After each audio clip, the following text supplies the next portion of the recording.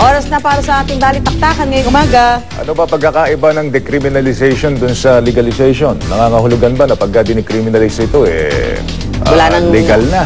O wala pwede nang gawin yan? O, diba? Yan ang mga lilinawin natin ngayon sa mga eksperto. Sa mga gusto makasali sa balitaktakan, maaari na rin kayo mag-phone in ang mga tanong ninyo.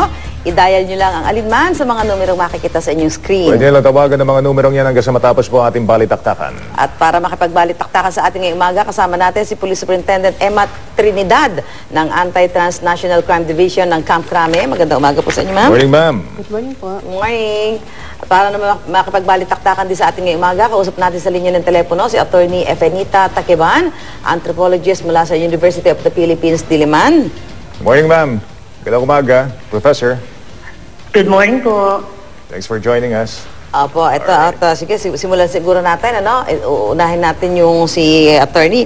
Ma'am, sinasabi po na itong prostitusyon, sigli na. Paano humpa ni Cristo? At patuloy pa rin umiiral. Bakit ho ba sa tingin nyo maraming babae ho ang kababaihan ang napapakapit po dito? Marami pong sinusulong noon ang kadahilanan kung bakit nagpapatuloy yung prostitusyon. Sa kalagayan ng isang bansa kagaya ng Pilipinas na medyo naghihirap po tayo, tinitignan na walang ibang nahahanap na pagkakataon ng ating mga kababaihan kung saan sila ay makakabigay ng tustos sa kanilang pamilya, sa kanilang sarili, sa kanilang pamumuhay. Kung kaya sa isang banda may aspeto ng pagkapilit na mapasok ang mga ganitong gawain. Pero bukod sa kabuhayan, meron pa ba ibang dahilan o sanhin ng prostitusyon, Professor? Karamihan din po, halimbawa, trafficking ay tumataas na rin sa ating bansa, no? Marami din ay naluloko na sa news na naibabalita natin, marami tayong naririnig na akala nila ang trabaho ay servidora sa bar, o kaya ay magiging katulong, tapos nalalaman na lang natin na ito na, no, nakakatakas mula sa kanilang traffickers. So sa isang banda, iyon pa rin po, sa konteksto ng Pilipinas, marahil ay ito ay tulak pa rin ng kahirapan. Si Ma'am Attorney, with your indulgence, si Police Superintendent Emma Trinidad, doon sa mga nakukuha ho ninyo mga datos, ano ho ang isang mga pangunahing dahilan bakit po nasasadlak sa ganitong gawain ng mga kababaihan? Mostly based on experience namin sa office. It's not necessarily about poverty ang nagiging reason ng ba't sila nasasadlak sa ganitong activities. May ibang tao kasi na ginagamit yung sila? Yes. Para nagiging biktima po sila, gano'n? Okay. May enticement or merong threat or they are forced to go into this activity. Merong promise minsan sa kanila. Are you in favor of, nung kayo ba ipabor na ma-decriminalize po ito, Superintendent? Hindi po, kasi mas marami sigurong mag-lure na magingganto ang ganilang trabaho. Okay. So ano po ang sa pahanay po ng PNP? Ano ho ang gusto ninyo na mangyari? Ano para kugnay ho dito mga ganitong gawain? Sinasabi nga natin, hindi naman ho yung karamihan ho ata dyan talagang biktima lang at hindi naman talaga nila gustong gawin ito. Ano po? Sa totoo lang po, dahil sa estado ng ating bansa, mahirap po namin masugpo lahat ito ng kanilang po. Dapat kasama kami, ang community, kasama dapat lahat, the church, then school, information campaign may help, tapos dapat aware din na itong pag nasadla ka sa ganitong activities, maging iba ang impact sa image ng mga babae. Kaya dapat may gagawin ang police dyan. We have to stop kasi meron na tayong law na nag-i-exist. Balikan natin si Professor Takeban. Ma'am, bakit nasasadlak po ba ba't mas marami ngayon nasasadlak sa prostitusyon? Kasi from 400,000, batayo sa datos, mga 500,000 na po last year. Ano ang dahilan at ba't dumadami ho yata yung mga babaeng nasasadlak dito? Professor? Yes, oo nga po, no, nakakabahala yung mga numero. Baka kailangan din po natin siyang tignan sa pangkalahatang estado ng ating ekonomiya, no, bagamat sinasabi na tumataas po yung ating mga GNP, GDP. Sa Manila, yung ating human index ay bumaba, nasa vicious cycle tayo.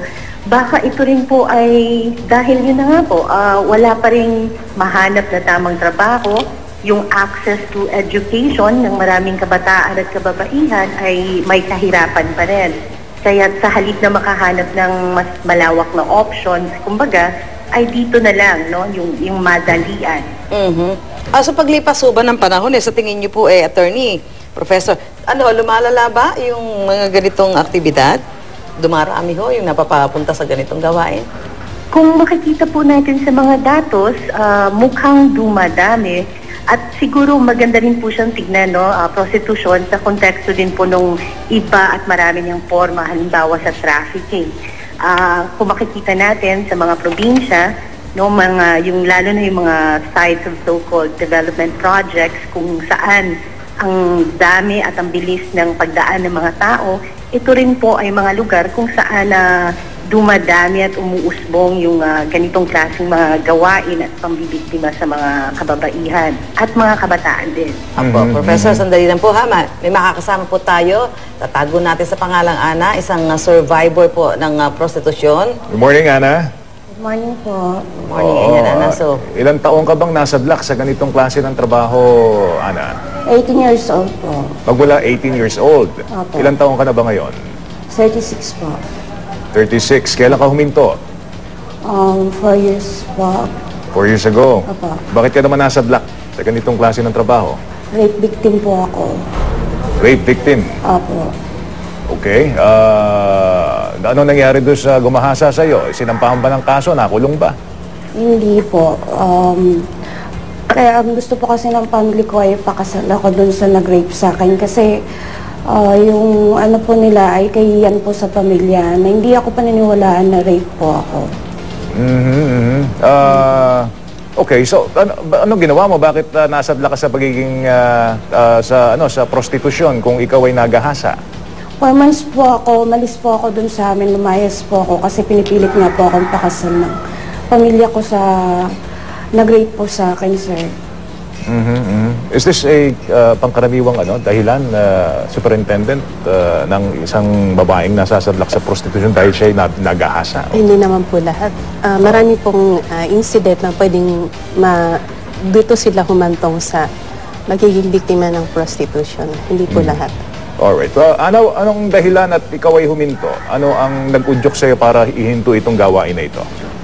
Isa po, hindi naman po, wala naman po sinong gustong may kagustuhan maging prostitute po. Ang nagtigil po sa akin dahil nandyan pa rin po habang nandun ako, iniisip ko pa rin na yung pamilya ko, kahit na ganun nangyari, iniisip ko pa rin na yung kahihiyan po nila. Pero para sa akin po ay iniisip ko, iniisip ko yung kalagayan nila, mas iniisip ko po na hindi ko gusto kung ano man naging nakaraan ko. So, Meron bang nag-recruit sa'yo, Ana? Meron po, sir. Meron? Opo. So, Ana, yung ano masasabi mo doon sa mga kapwa mo babae na nasadlak na sa ganito?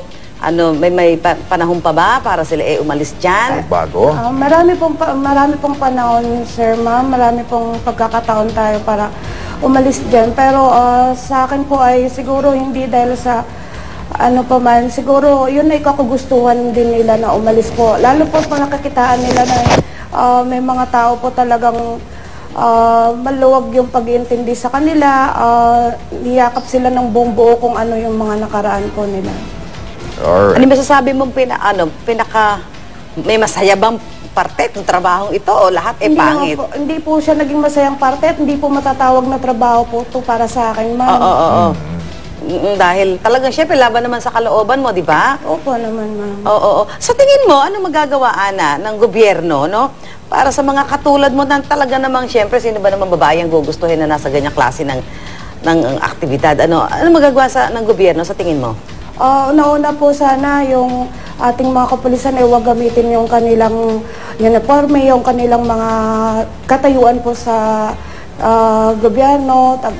Kasi madalas po sila po yung maabuso sa mga kababaihan at ang pananawagan ko po ay permanenteng trabaho po, ma'am. Permanenteng trabaho. Teka, sabi mo mga pulis, bakit? Paanong pakikwento mo nga? May masamang experience ka ba? Paano bang nangyari? Marami po, ma'am. Paano nga? Example lang.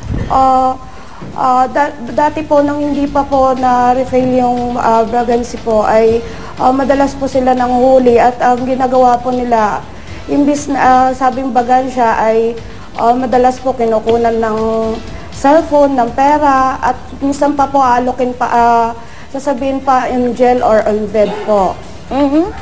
Ganun po, lalo pa pag maganda ka at bata ka pa po, ma'am. So, May mga ganun pala kayo mga experience. Opo. At dito si ma'am Si Superintendent Trinidad, ma'am. Oo. Ma'am, ano masasabi niyo sa binabanggit mo ni Ana?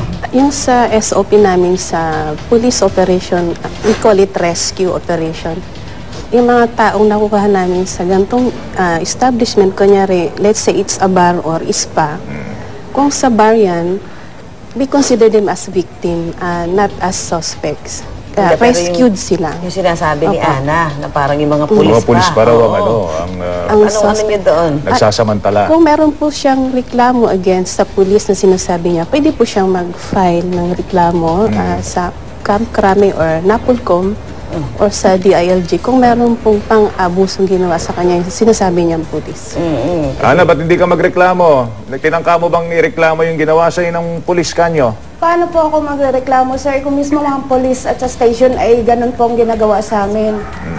So parang hindi mo na alam kung kanino ka hihingi ng tulong, Opo, Ana. ganun po, sir. Oo. Naku, paano pala yan? Parang pulis-pulis. Aalamin po natin dapat yung kanyang reklamo. Miski na off the air, Ana, sabihin mo sa amin para maisumbong natin kay Superintendent Emma. Kasi at salamat po. masilip to, ha? Kasi medyo ano yan, nakakalungkot Marami po yun yan. talagang nangangailangan ng ganun, sir. Oo. So Ana, salamat Ana ha. Tuloy-tuloy na sana yung pagbabagong buhay mo, Ana, ha? At Opo, sa tulong salamat. po na sa ATW at Bagong Kamalayan, talagang hilom na hilom na po ako at gusto ko pong makipaglaban talaga para Very good, very good. Oo. At para ipaliwanag sa atin kung ano ba talaga itong pag-decriminalize ng mga babaeng sangkot sa prostitusyon, kasama natin mula sa Diliman, Quezon City, si Jean Enriquez, ang Executive Director ng Coalition Against Trafficking in Women Asia Pacific o CATWAP. Jean, good morning. Hi, Jean. Good morning, Susan and Joel. Thanks for joining us, ha? Pakipaliwanag mo nga sa amin, Jean, ng parang simple, no? Ano ba ibig sabihin ng pag-decriminalize? Yan. Sa mga babaeng sangkot sa prostitusyon. Okay, mahalagang linawin yung pagkakaiba ng decriminalization ng prostitution at saka yung decriminalization ng mga biktima. Kasi pag sinabi nating decriminalization, ito ay halos katumbas ng legalization. Kaya siguro tumututol si superintendent dito, no? Kaya hindi natin gusto na i-decriminalize ang buong industriya ng prostitution. Ang gusto nating i-decriminalize ay yung mga binibili at ibinibenta sa prostitusyon, yung mga biktima na kagaya ni Ana. May 3 aktor sa prostitusyon at isa rito yun nga mga binibili o yung tinatawag nating bot. Pero may 2 pang B. Ito yung mga business o yung mga tumutubo, kumikita sa pamamagitan ng pagmamay-ari ng mga bar, prostitution establishments at pagbubugaw.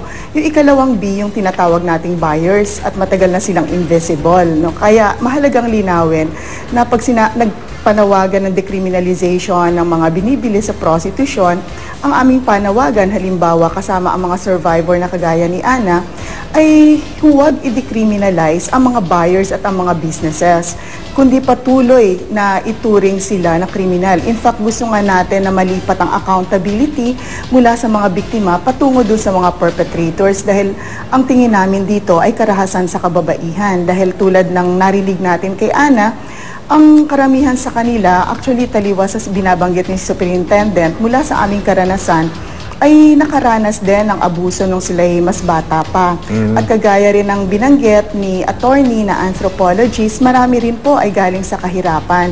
Ang karaniwang profile po ng mga biktima sa prostitution ay galing sa mga probinsya o sa rural areas at sila rin po ay galing sa malalaking pamilya, galing sa labis na kahirapan at relatibong mas mababa ang inabot na pinag-aralan kagaya ng elementary at high school. Yan din po ang profile ng mga survivors na aming tinulungan dito.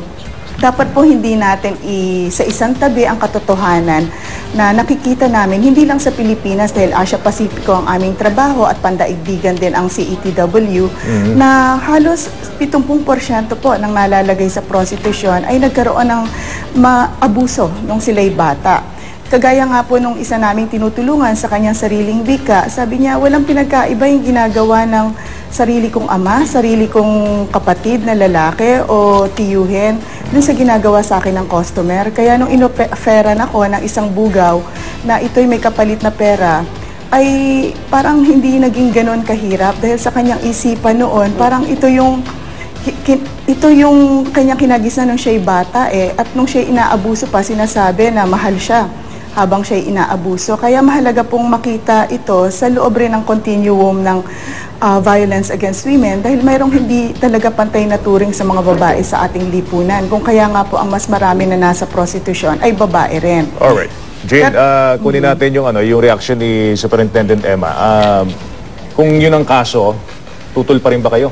Kasi ang sinasabi naman dito, yung pananagutan ay ililipat po dun sa sa mga bumibili at sa mga nambubugaw. Opo, tama Yung mga po. establishmento. Dapat po, pagka yung isang victim po, pag na-rescue po namin yan, they are considered as victims and supposed to be, hindi sila dapat ang patawan ng parusa. Kundi yung uudyok sa kanila na ikaw ay mapunta dito sa ganitong sitwasyon.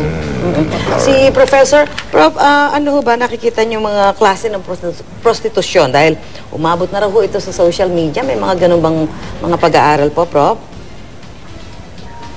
Oo nga po, Paano po dahil nangyayari? na rin po siguro sa takbo ng panahon, pag-usbong ng teknolohiya, nakakahanap din po ng samut-saring paraan yung ating mga bugaw, yung industriya, kung paano ba malulusutan yung batas. Halimbawa, yun na nga po, nasabi niyo sa social media, dati ito ay yung so-called mail to order, tinatago minsan sa gano'n, Ngayon, nakikita na natin yung pagdadami nito sa internet.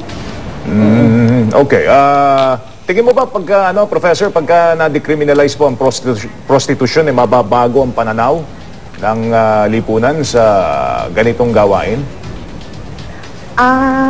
Sana po, pero sumasang-ayon po ako doon sa sinabi ng ating kapanayam kanina, sa catwalk, na maging maingat doon sa pag-decriminalize. Kasi nga yung prostitution, yung buong proseso nito ay maraming gawain. At ang pinakauna siguro yung sa pag-decriminalize, yung sana mabago yung pagtingin, Kasi yung parati nating archetype or palaisipan, si babae yung tawag dito, kung maalindog, yung makasalanan, yun ang mga Salome, mga kung So una sana yun ay mabago at mailagay yung ang tawag dito, yung kaparusahan doon sa talagang dapat kung kanino. Kasi kung titignan din po natin, sa reflective yung ating mga batas ng kaisipan ng ating lipunan, nariyan yung hindi pagkapantay, halimbawa sa ating batas adultery at concubinage.